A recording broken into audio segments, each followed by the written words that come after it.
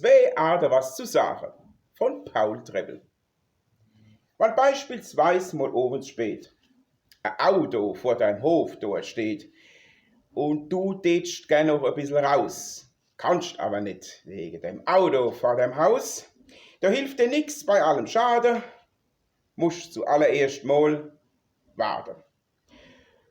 Doch endlich, nach einer Stunde bis 2 siehst einer zu dem Auto gehen. Und jetzt lässt dich nimmer stehren, dem Herrn deinen Standpunkt zu erklären.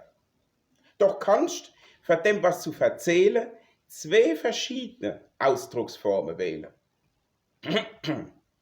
Mein Herr, Sie haben unbedacht mir meine Einfahrt zugeparkt und haben dabei, was nicht sehr schön, verhindert, dass ich weg konnte gehen.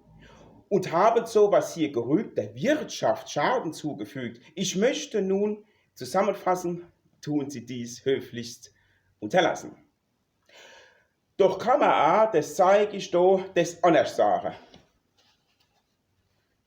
Nämlich so. So, du Tappschädel, komm mal rein. Was fällt an dir simpel jetzt da ein?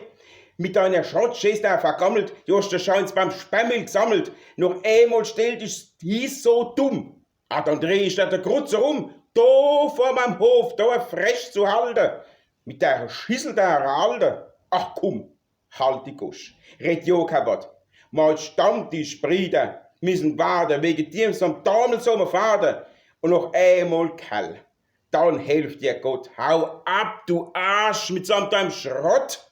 Den Führer scheut es wie ein Klick, den schickst im Neckermann zurück. Und lass dich künftig nicht mehr blicken. Und lernst der Kannelwasser schlicken.